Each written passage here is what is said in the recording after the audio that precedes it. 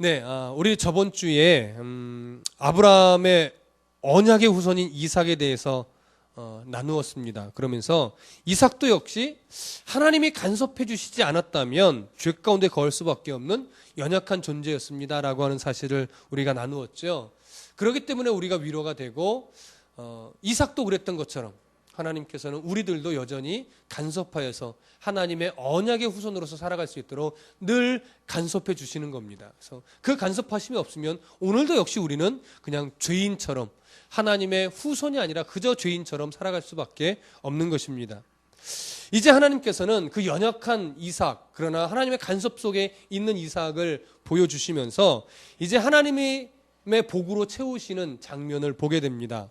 12절 13절에 보면 이렇게 되어 있죠. 이삭이 그 땅에서 농사하여 그 해에 100배나 얻었고 여호와께서 복을 주심으로 그 사람이 창대하고 왕성하여 마침내 거부가 되어. 마침내 거부가 된 이삭의 모습입니다. 이삭은 지금 그랄 지역에 거류하고 있습니다. 그랄 지역에서 들어갔을 때 하나님이 그의 걸음을 애굽까지 가지 않고 그랄 지역에 멈춰 세우시면서 하나님이 그를 간섭하고 계시다라는 걸 우리가 보았는데, 거기서 이삭이 했던 실수가 뭐였죠?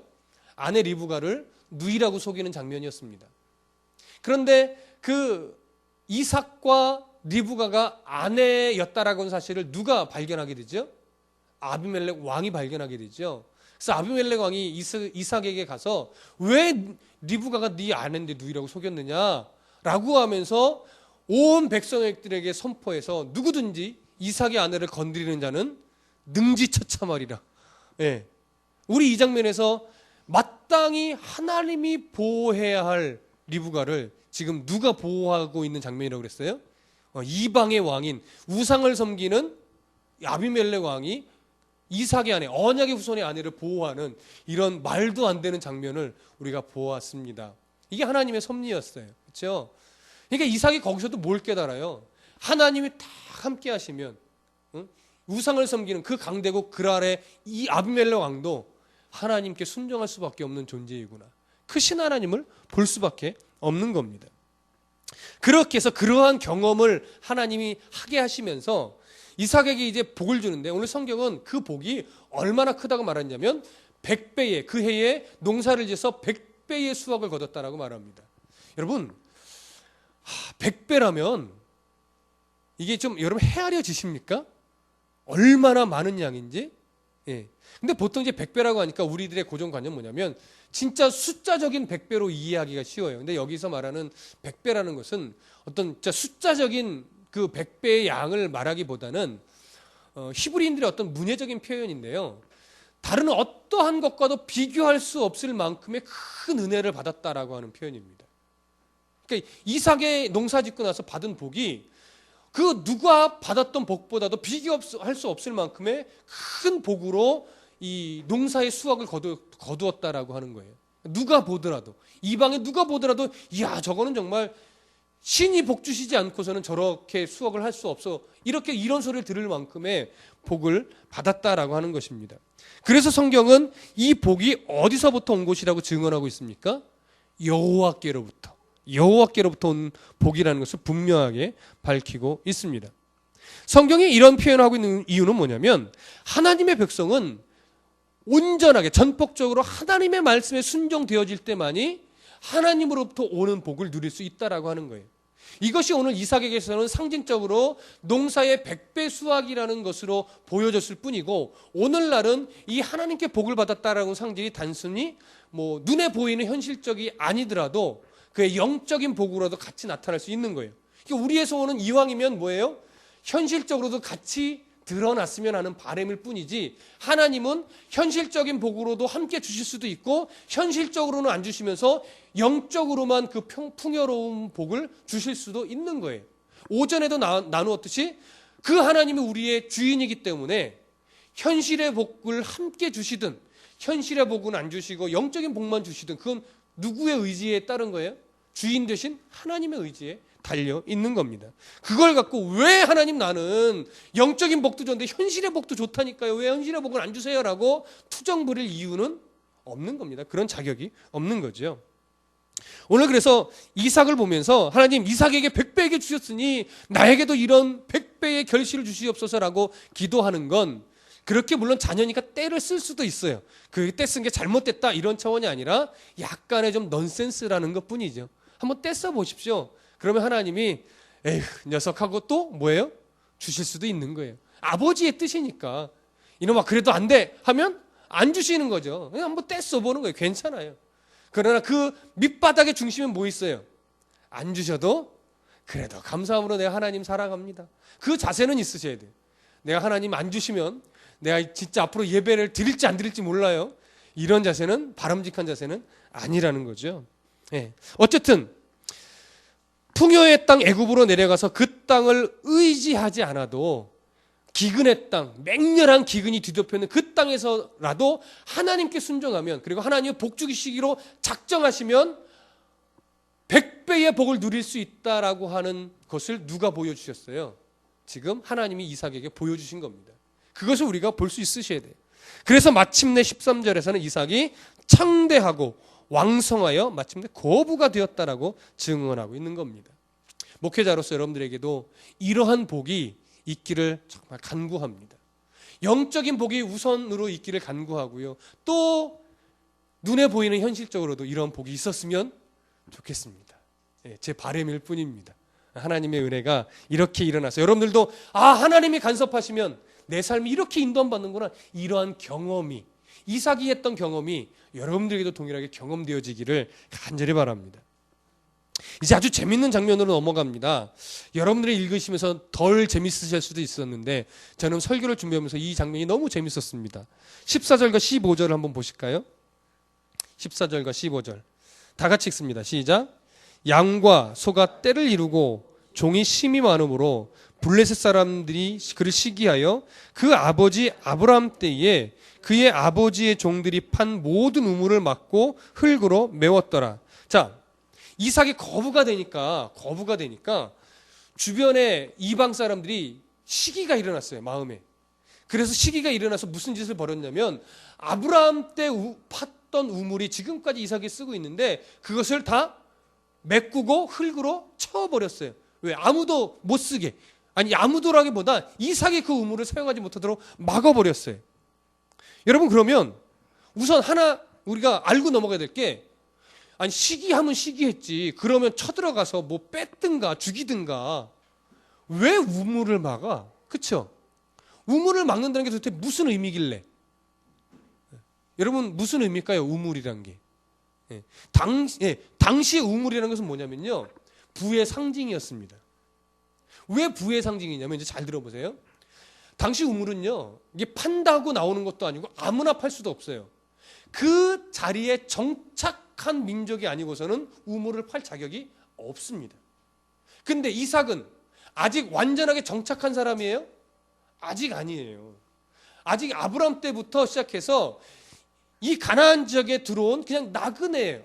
아직도 거기에 정착 민족이라 확실하게 못 박은 게 아니에요. 물론 아브라함이 죽을 무렵에 한 땅을 사기는 했지만 아직 그것 하나님 앞에 상징적으로 그 소유권을 넘겨받은 게 되는 것이지 이방 사람들이 그것을 아직 완전하게 인정한 상태는 아니란 말이에요.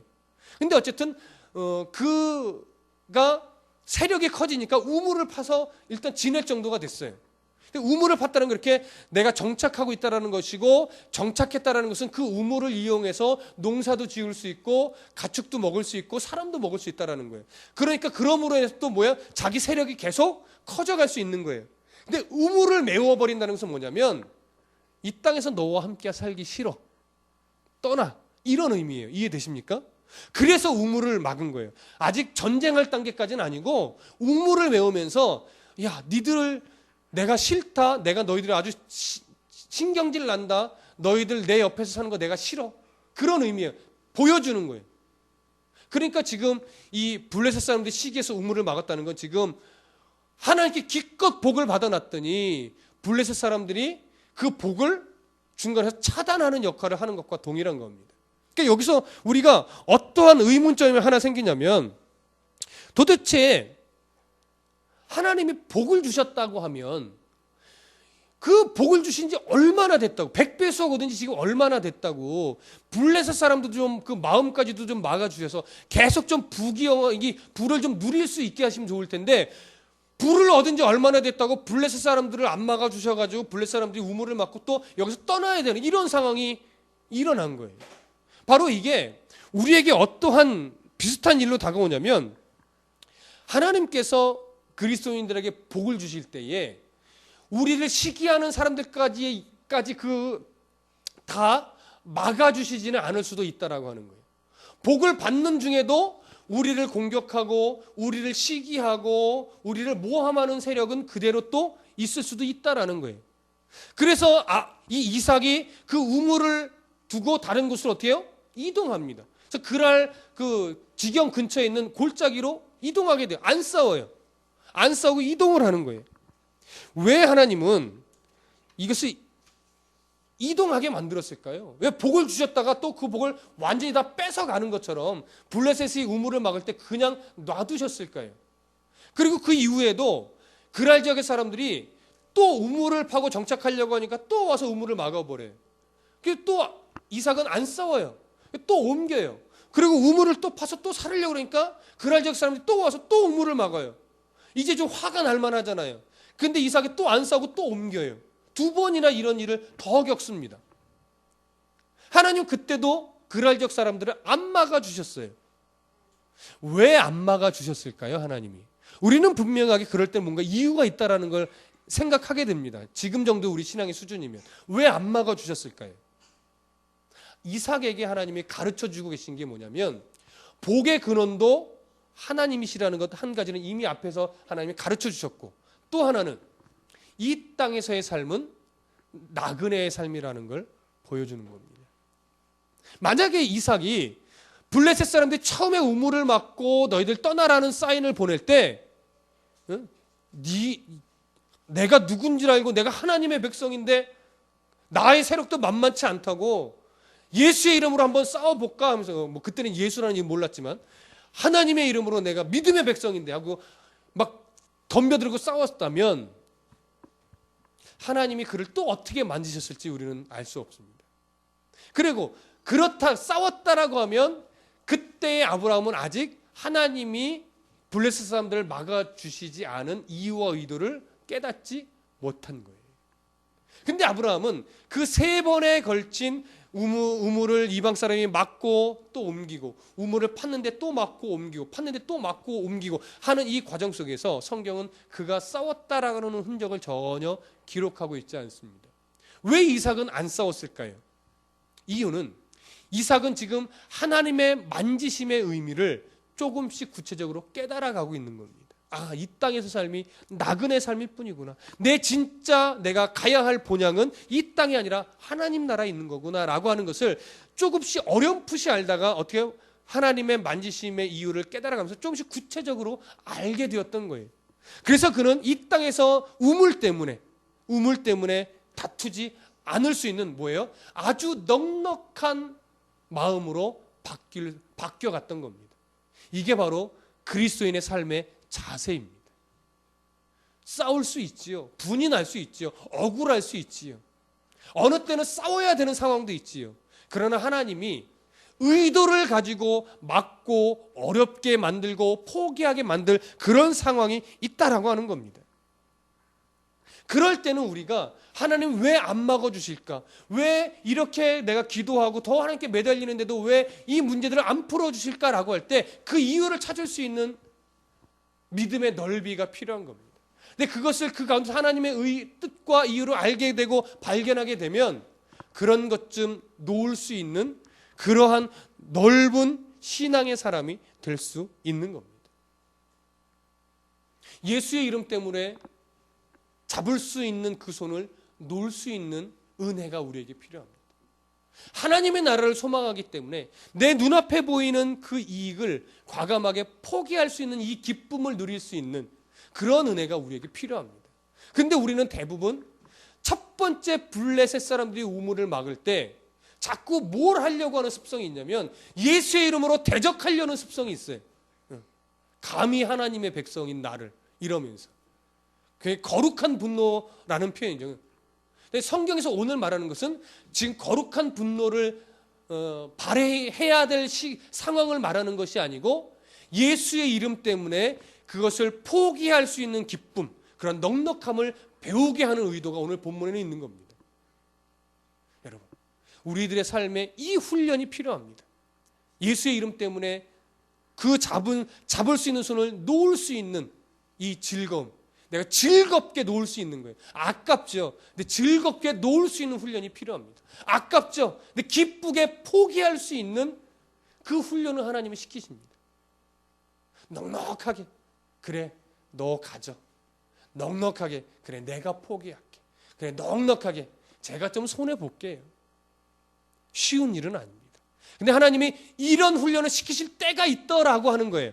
모든 상황을 이렇게 끼워 맞춰서는 안 돼요. 그거는 아닙니다. 그러나 이삭의 이 상황을 비교해 볼 때는 하나님이 우리를 이렇게 연단시키시고 훈련시키실 때가 있다라고 하는 거예요.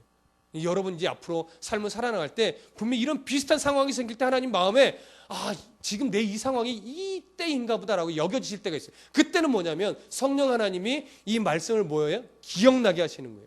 그러면 그때는 성령 하나님의 음성이라고 내 마음속에 느껴질 때는 과감하게 어떻게 돼요? 미련을 두지 말고 한번 놔보는 거예요. 미련을 두지 말고 포기해 보는 거예요. 미련을 두지 말고 양보해 보는 거예요. 그러면 성령 하나님 내 속에서 하늘에 속한 신령한 복을 누리는 기쁨을 주십니다. 근데 이것은 맛본 사람만이 아는 거예요. 맛본 사람만이. 한 번 맛보고 경험해 본 사람은 그런 상황이 생길 때 뒤도 안 돌아보고 그냥 줄 수 있는 넉넉함이 생겨요. 처음에는 아무도 이해 못하죠. 근데 나중에는 거기서 역사하셨다는 하나님이 승리의 열매를 주시는데 오늘 그 승리의 열매의 장면이 성경에 또 나옵니다. 자, 23절부터 25절 한번 보실까요? 23절에서 25절.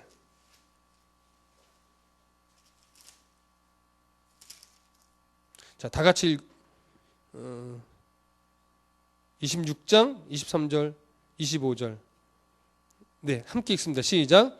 이삭이 거기서부터 브엘세바로 올라갔더니 그 밤에 여호와께서 그에게 나타나 이르시되 나는 네 아버지 아브라함의 하나님이니 두려워하지 말라. 내 종 아브라함을 위하여 내가 너와 함께 있어 네게 복을 주어 네 자손이 번성하게 하리라 하신지라.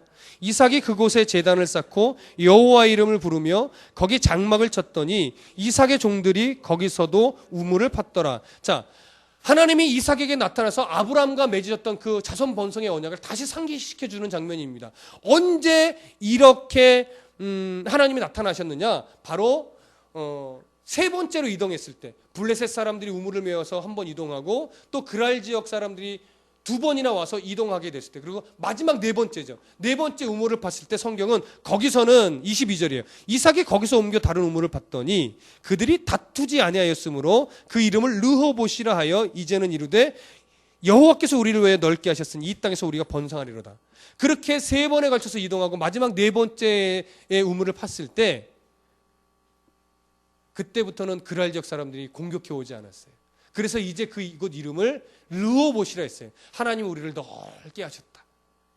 그때 비로소 거기서 이삭이 더 정착할 수 있었고 거기서 하나님의 이름을 부를 수 있었고 그렇게 하나님이 정착하게 만드셨을 때 이삭은 하나님께 더 깊은 경배를 드릴 수 있었어요. 그러니까 우리가 깨달아야 될 순간순간들은 뭐냐면 하나님이 그 정착하게 만드신 그 시기를 볼 수 있는 눈이 필요한 거예요. 그것은 철저하게 앞에서 옮겨가는, 포기하는, 내려놓는, 양보하는 훈련이 되어질 때만이 가능한 겁니다. 그 훈련이 되어지고 나면 이제 하나님이 우리에게 장막을 칠 그 시기를 알려주시고 보여주시는 거예요. 그래서 그때 이삭이 장막을 쳤어요. 그리고 그 꿈에 나타나서 내가 이렇게 훈련시켜 온 이유를 밝히는 겁니다. 왜요? 아브라함에게 맺으셨던 그 언약을 이삭을 통해서도 이루어 가시려고. 그래서 그 언약을 다시 상기시켜주는 거예요. 너는 일반 사람이 아니라 아브라함의 언약의 후손이고 아브라함과 맺었던 그 언약을 내가 너를 통해서 계속 이어갈 것이다. 그래서 내가 너를 이렇게 훈련해 왔으니 이제 앞으로 너의 삶은 이 언약의 후손으로서 세상과는 다른 가치관을 가지고 계속 살아가라고 하는 사인을 주시는 거죠. 자, 그래서 거기서 이삭은 계속해서 제단을 쌓았고 여호와의 이름을 부르며 경배했고 장막을 쳤고 또 거기서 다른 우물도 팠을 때 하나님이 우물에서 물이 샘솟게도 해주셨던 은혜를 보여줍니다. 자, 이제 그렇게 해서 부엘세바에서 이런 은혜를 또 경험했고요. 이제 마지막으로 아주 놀라운 상황들이 연출되는데 저는 이런 은혜가 우리 신앙인이 하나님께로 가기 전에 꼭 이런 은혜를 경험하고 가게 될 것이라고 확신합니다. 26절부터 31절 한번 볼게요. 26절에서부터 31절. 자, 교독합니다. 아비멜렉이 그 친구 아우삭과 군대 장관 비골과 더불어 그랄에서부터 이삭에게로 온지라.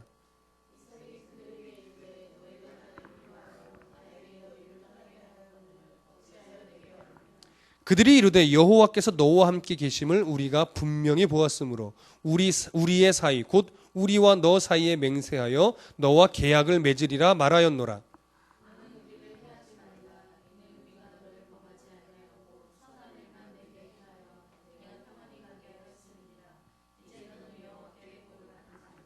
이삭이 그를 위하여 잔치를 베풀매 그들이 먹고 마시고.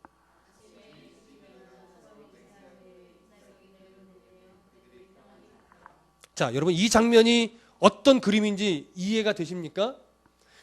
그랄 지역의 아비멜렉 왕이 이삭이 거부가 되니까 시기에서 우물을 몇 번이나 막았어요. 3번이나 막았어요. 그리고 이 아비멜렉 직접 와가지고 네가 왕성해져서 내가 부담스러우니 떠나라고 말까지 했단 말이에요. 그렇게 말하자면 쫓아낸 거잖아요. 그런데 그때마다 이삭은 싸우지 않고 양보하고 주고 옮겨갔어요. 그래서 아비멜렉도 좀 의아했을 거예요. 야, 제가 덤비지도 않고 짜증도 안 부리고 대꾸도 하지 않고 늘 옮겨가네. 그랬더니 마지막 옮겨진 데에서 또 우물을 파고 계속 팔 때마다 우물이 나오고 가는 곳곳마다 복을 받고 왕성해지는 거예요. 근데 그 1년에 이삭이 살아가는 과정들을 아비멜렉이 눈여겨 계속 보는 거예요. 왜? 아버지 아브라함 때 이야기를 들어왔고 이삭이 그랄 지역에서 왕성해지는 것을 봤고 또 쫓아냈지만 쫓아내서 옮겨지는 곳곳마다 어떻게 살았는지 유심히 보다 보니까 그의 세력이 말할 수 없이 커지는 거예요.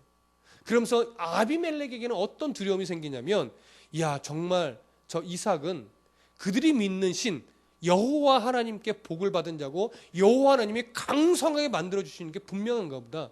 이러다가 정말 우리보다 힘이 완전하게 커지면 우리가 쫓아냈는데 우리를 공격해서 우리를 멸절시키면 어떡하나라고 하는 뭐예요?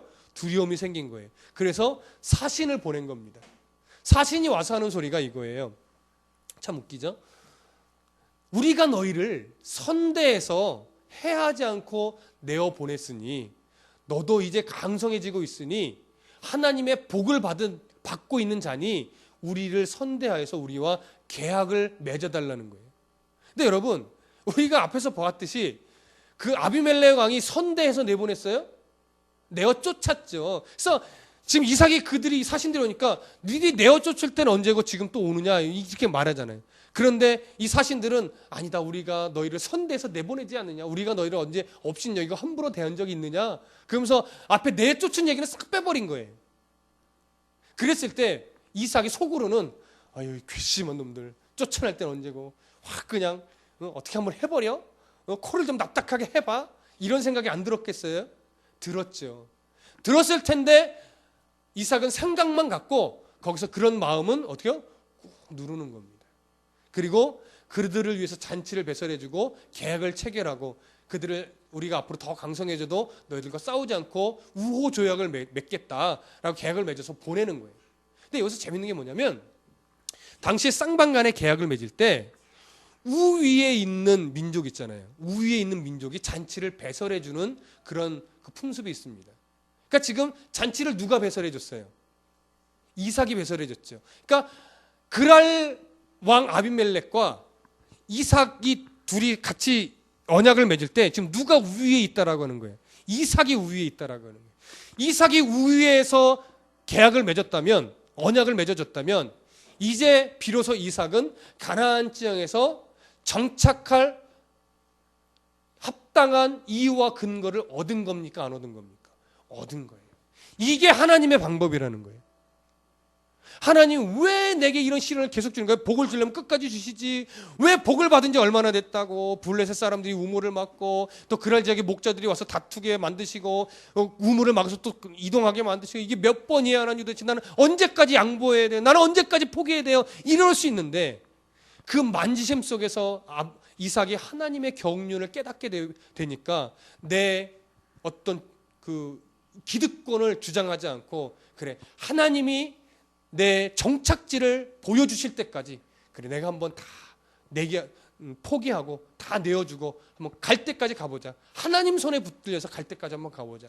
이 훈련을 잘 받은 거예요.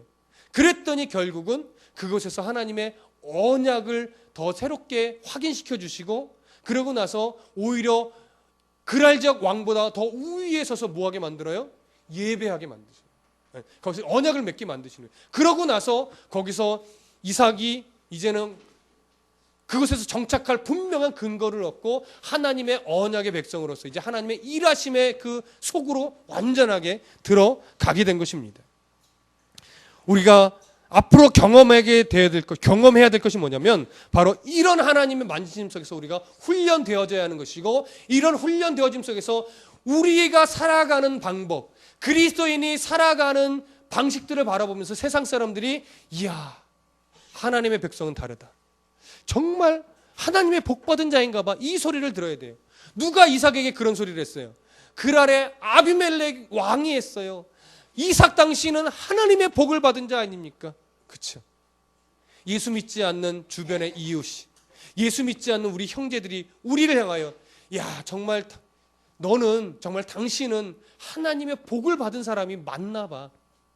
이 소리를 들을 수 있을 때까지 우리의 신앙의 걸음이 가야 되는 겁니다. 이삭도 처음에는 얼마나 힘들었겠습니까? 그 경륜을 깨닫게 되니까 넉넉함이 생겼던 거예요. 여러분 그 단계까지 가실 수 있는 은혜가 있기를 소원합니다.